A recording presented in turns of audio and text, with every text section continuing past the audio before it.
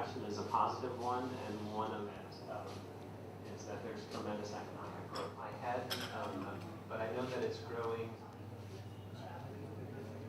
I'm the director of the American Center of the U.S. Consul at Mumbai.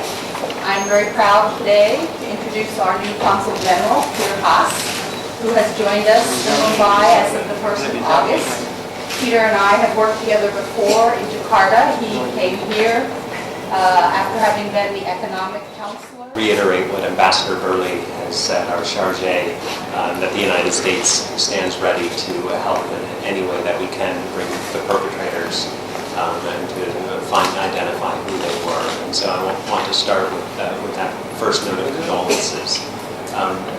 And second, more positively, is how thrilled I am to be here in Ahmedabad, and how thrilled I am to be here in Gujarat.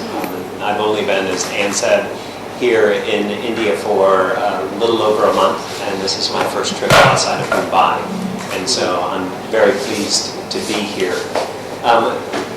Obviously, the U.S.-India partnership has many, many facets, and been looking at how they play out here in Gujarat. And one of the most important facets, and particularly here in Ahmedabad and Gujarat, are the business-to-business ties.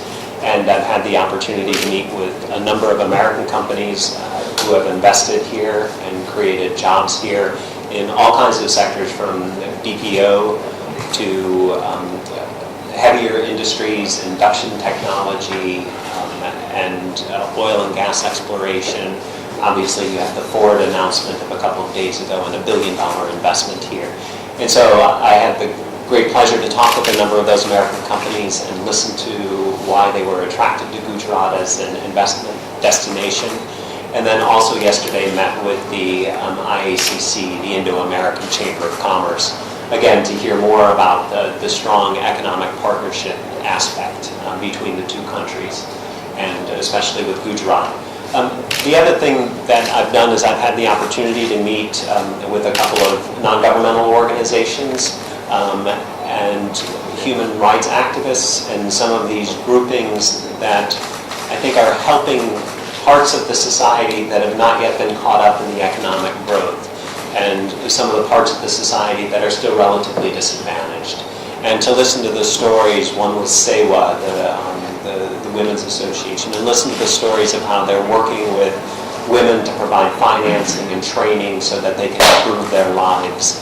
And then today I visited Gandhi's ashram and was very inspired, very touched, very pleased to listen again and to learn more about that vision for pluralism, that vision for equality, the vision of nonviolence. And then the last part, and this is the part that I'm in the midst of and will be continuing the rest of the day, is the people-to-people engagement. With any relationship between countries, there is a huge part that's carried on by the government-to-government level. But then most of the work and most of the ties come from the people-to-people exchanges. It comes from the Gujarati Americans who are now in the United States, and incidentally, Gujarati is now a language that is recognized in the U.S. Census, that there are now enough Gujarati speakers in the United States that our Census Bureau actually recognizes that as a language being spoken at home. And it's about students who are traveling back and forth in the United States to study.